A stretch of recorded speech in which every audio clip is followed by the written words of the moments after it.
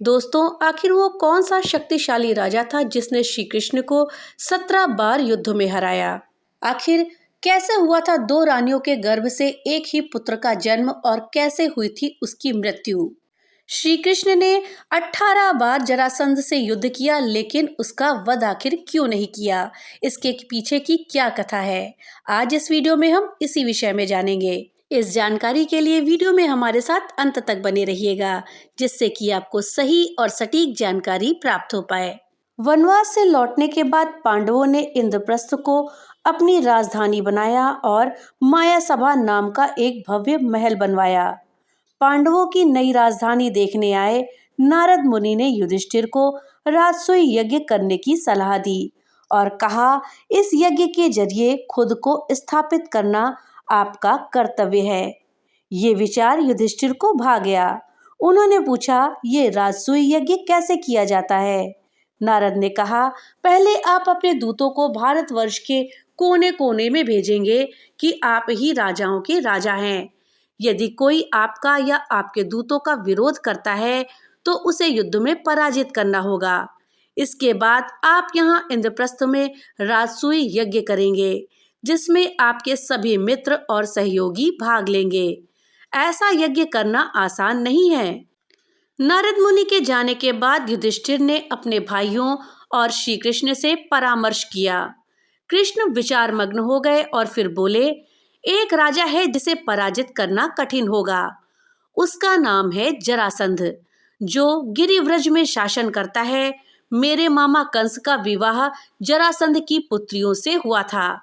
कंस को मारने के कारण वो मुझे अपना दुश्मन मानता है। मेरा जरासंध से युद्ध में 17 बार आमना सामना हो चुका है। मैंने जरासंध को ललकारा है, पर उसे कभी पराजित नहीं किया। जरासंध के कारण ही हमें मथुरा से द्वारका भागना पड़ा। कृष्ण की आप बीती सुनकर युधिष्ठिर ने राजसूय यज्ञ का विचार त्यागने का मन बना लिया, लेकिन भीम और अर्जुन जरासंध को चुनौती देने के पक्ष में थे। कृष्ण ने चेतावनी देते हुए कहा कि जरासंध भगवान शिव का भक्त है और उसे उनकी सुरक्षा प्राप्त है। उसने अनगिनत राजाओं को बंदी बना रखा है ताकि उनकी बलि दे सके। अर्जुन ने गरजते हुए कहा कि हम सभी योद्धा हैं और धर्म के पुत्र धर्मराज हैं। ऐसे में उन राजाओं को बचाना हमारा कर्तव्य है, चाहे इसके लिए जरासंध को हराना ही क्यों ना पड़े। आखिरकार अनिच्छा के बावजूद युधिष्ठिर उनकी बात मान गए। जरासंध का जन्म एक बहुत ही रोचक घटना है। जरासंध मगध के राजा बृहद्रथ का पुत्र था। बृहद्रथ की 2 पत्नियां थीं। दोनों की कोई संतान नहीं थी और इससे बृहद्रथ को बहुत दुख होता था। वो अपना राज्य छोड़कर वन में तपस्या करने के लिए चले गए। साथ में दोनों पत्नियां भी गईं, जो जुड़वा बहनें थीं। वन में उनकी भेंट एक प्रसिद्ध ऋषि से हुई, जो उनकी भक्ति से इतने प्रसन्न हुए कि उन्होंने बृहद्रथ को इस आशीर्वाद के साथ एक मायावी आम दिया कि जब उनकी पत्नी इसे खाएंगी तो उनको पुत्र होगा। राजा एक सीधे साधे और न्यायप्रिय व्यक्ति थे। उन्होंने फल को 2 बराबर भागों में काट दिया और अपनी दोनों प्रिय रानियों को एक एक टुकड़ा दे दिया। आम खाने के बाद राजा की दोनों पत्नियां गर्भवती हो गईं, लेकिन बच्चों के जन्म के बाद राजा की खुशी डर में बदल गई।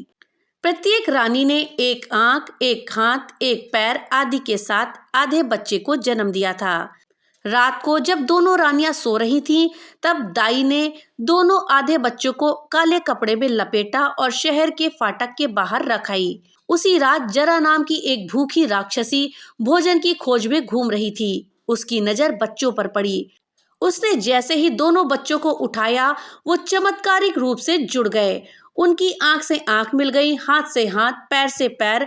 अब जरा के हाथों में एक सुंदर स्वस्थ बच्चा रखा था। जरा अपनी आंतरिक शक्तियों से जान गई कि ये बच्चा राजा बृहद्रथ का है। उसने बच्चे को मारने की जगह राजा को वापस लौटाने का फैसला करा।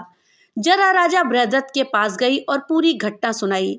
राजा बहुत प्रसन्न हुए और अपने बेटे का नाम जरासंध रखने का निर्णय लिया, जिसका अर्थ है वो जिसे जरा ने जोड़ा हो। जरासंध। तो इस तरह से जरासंध का जन्म हुआ।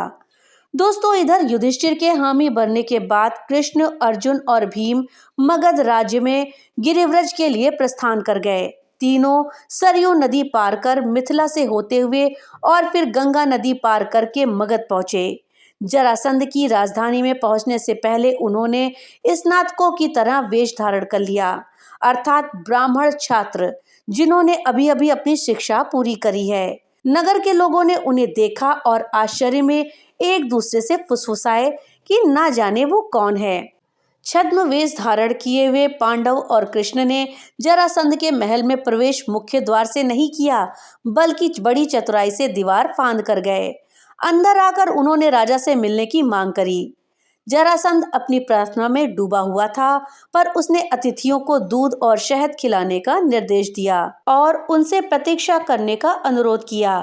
अतिथियों ने जलपान से इनकार कर दिया और अधीरता से उसकी प्रतीक्षा करने लगे। जरासंध आधी रात के बाद अपनी पूजा से उठा और तीनों को देखकर सवाल किया, तुम्हारे शरीर छात्रों और पुजारियों की तरह नरम नहीं लगते। तुम्हारे कंधों पर धनुष के भार के चिन्ह हैं। तुम तो अस्त्र चलाने वाले लोग लगते हो।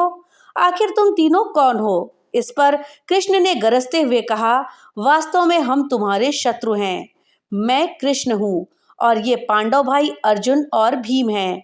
हम तुम्हें चुनौती देते हैं, तुम हम में से जिससे चाहो लड़ सकते हो। जरासंध ने उनकी ओर तिरस्कार से देखा और उपहास उड़ाते हुए कहा, मैं तुम्हें पहले ही 18 बार पराजित कर चुका हूँ और अब तुम्हारे साथ फिर लड़ने के लिए तैयार नहीं हूँ। अर्जुन अभी भी एक बालक की तरह ही दिखता है। केवल भीम ही इतना बड़ा और शक्तिशाली है कि मुझसे मुकाबला कर सकता है। मैं उसी के साथ युद्ध करूंगा। भीम और जरासंध के बीच मुकाबला शुरू हो गया। दोनों ने एक दूसरे को आंका। भीम ने जरासंध पर छलांग लगाई और उसे चित करने का प्रयास किया, लेकिन वो आसानी से बच गया। दिन या रात की परवाह किए बिना दोनों 14 दिन और रात तक लगातार लड़ते रहे। धीरे धीरे भीम ने बाजी बांधनी शुरू कर दी थी। जैसे ही जरासंध थकने लगा, भीम ने उसे हवा में उठा लिया और 100 बार घुमाकर जमीन पर पटक दिया। इसके बाद भीम ने उसे फिर से पकड़ा और उसके पैरों को तब तक जोर जोर से खींचता रहा जब तक कि जरासंध के शरीर के 2 हिस्से नहीं हो गए। कृष्ण और अर्जुन ने आश्चर्य से देखा कि राजा बीच से 2 भागों में बंट गया था। हालांकि दोनों हिस्से चमत्कारिक रूप से एक दूसरे की ओर वापस खींचे। रक्त, त्वचा और मांसपेशियां मिलकर फिर एक हो गए और जरासंध फिर उठ खड़ा हुआ। कृष्ण ये देखकर पूरा माजरा समझ गए। उन्होंने पास के एक पेड़ से पत्ता तोड़ा। भीम का ध्यान आकर्षित करके उन्होंने पत्ते को 2 भागों में फाड़ा और फिर दोनों टुकड़ों को विपरीत दिशाओं में फेंक दिया, अर्थात बाएं टुकड़े को दाईं तरफ और दाएं टुकड़े को बाईं तरफ फेंका। भीम तुरंत समझ गए कि कृष्ण उसे क्या बताना चाह रहे हैं। अपनी सारी शक्ति इकट्ठा करके वो एक बार फिर से जरासंध पर टूट पड़े, उसके पैर पकड़े और उसे बीच से फाड़ दिया।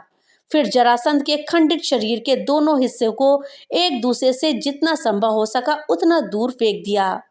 उसके शरीर के दोनों हिस्से थोड़ी देर के लिए तड़पे और फिर ठंडे हो गए। इस तरह बलवानों में सबसे शक्तिशाली राजा जरासंध की मृत्यु हो गई।